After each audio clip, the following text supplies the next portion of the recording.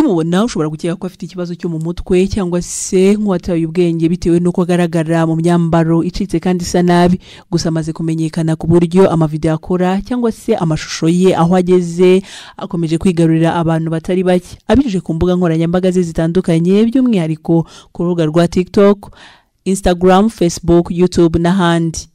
Nawundi atari Jose Ange na P Ondo, umusore benshi bakunze kwitiranya n'umunaigeria, umunyagana cyangwa se umunyakenya. Gusa uyu musore akomoka mu gihugu cya Guinea Equatorial, wakuriye mu buzima bukakaye, bushaririye kandi buteye ubwoba, aho rimwe na rimwe avuga ko yahuraga n'ivangura rishingiye ku ruhu kubera ko akomoka muri Afrika. Gusa ni nkubwira ko uyu munyarwenya yigeze kubaho umukinnyi w'umupira w'amaguru, by'umwihariko nyezamu w'ikipe y'igihugu, wabyemera? Ubuse ni nkubwira ko yacuruje amazi ku muhanda, urabyemera? Yewe yanyuze muri byinshi, gusa kuri ubu rwego agezeho abamwitaga umusazi uriho bamusanga ngo barye agaselfie. Twemere tukugezeho ko yisanze muri bakora abantu benshi batarasobanukirwa, cyane cyane ku babyeyi bakuze n'abandi benshi usanga imbuga nkoranyambaga atari ibintu bakunze gukoresha cyane. Nge baguteguriye byinshi kuri Napi, ndi Ntagara Delphine, maze nyemerera ukande like, share, utere na komenti, mbahaye ikaze.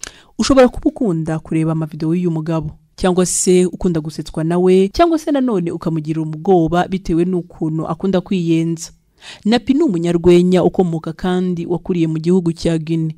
Akurira mu buzima butoroshye kuko iwabo batari bishoboye kubona icyo kurya cyangwa kwambara, bikaba ibindi bindi. Gusa Napi nubwo babaga muri ubwo buzima nibyigeze bimuca intege, kuko yakoze ibishoboka byose ngo azave muri ubwo buzima yarabayeho ndetse n'umuryango we. Ngo nibwo yaje kubona ibintu bikomeje kumugora, ahitamo gutoroka iwabo, agenda atababwiye, ajya mu bihugu by'i Burayi kugira ngo akomeze gushaka ubuzima. Ibintu bitigeze bishimisha ababyeyi be, dore ko atigeze abibabwira, aho yatangiriye kuri zero. Ngo nibwo yaje kwigira inama yo gutangira gukoresha ya mano yo kuba umunyarwenya, nubwo bitari bimworoheye. Abantu benshi bamuzi mu mavideo ye, ariko humvikanamo iri jwi. I don't want peace. I want problems always. Akunda gukoresha agamije kwambura abantu ibintu bitandukanye, ibiryo n'ibindi. Ibi rero akunda kubikora cyane cyane ahantu hatandukanye, aho atungura umuntu akamusanga mu kazi arimo, akaba yamwambura icyo afite, ibiryo se ndetse n'ibindi bintu, ari kubona ko yigize nk'umuntu utazi ibyo ari gukora cyangwa se nk'umuntu wataye ubwenge.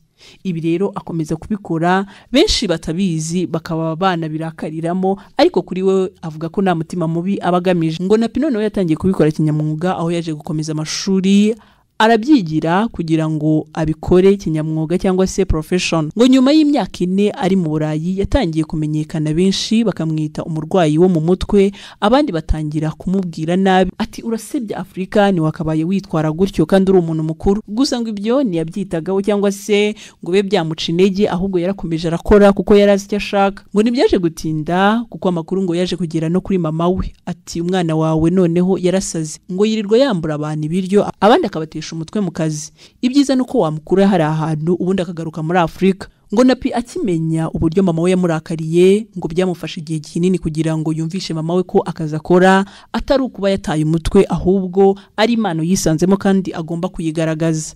Nibwo Napi yaje kwifashisha abavandimwe be kugira ngo basobanurire umubyeyi we ukuri k'ubuzima ari kunyuramo, ndetse n'icyo abagamije ngo barebe ko yakongera kumva ko Napi nta kibazo afite. Nkuko nawe hari byinshi utabwira iwanyu kugira ngo wishakire ubuzima, cyangwa se utabababaza muri bwa buzima buba bukakaye bakureba ugahitamo kubiceceka, niko Napi yabigenje. Ajya kure y'iwabo, atangira gukora akazi gaciriritse kandi ubona ko gasebetse kugira ngo yiteze imbere. Ibyo rero Napi nibyo yari yaranze kwereka iwabo, ahubwo ajya kure y'iwabo kugira ngo azabikore batamureba. Ngo dore ko ibijyanye no gukoresha imbuga nkoranyambaga ndetse n'amaprank iwabo batabizi, dore ko bageze mu zabukuru. Uyu munyarwenya amaze kwigarura imitima ya benshi binyuze mu byo akora. Avuga kandi ko afite imishinga myinshi yo gufasha abana bakiri bato kandi bakoresha imbuga nkoranyambaga zabo uko babibyaza umusaruro kandi bakabikora kinyamwuga. Uyu munyarwenya amaze kugera mu bihugu bitandukanye bya hano muri Afrika ndetse no hanze ya Afrika. Ngo cyane cyane iba bikora kugira ngo azamure impano z'abanyafrika no kubereka ko bakomeye kandi ko bashoboye. Ubwo aheruka mu Rwanda yatangajwe na byinshi yasanze mu gihugu cy'u Rwanda birimo isuku, umutekano, iterambere n'ibindi. Avuga ko byakabereye urugero ibindi bihugu byo muri Afrika bakigira ku Rwanda. Si ibyo gusa, aganira n'umunyamakuru wa RBA Lucky Nzeyimana yashimiye umukuru w'igihugu cy'u Rwanda nyakubahwa Perezida Paul Kagame, anifuza ko bahura ngo kuko yifuza kumubwira byinshi.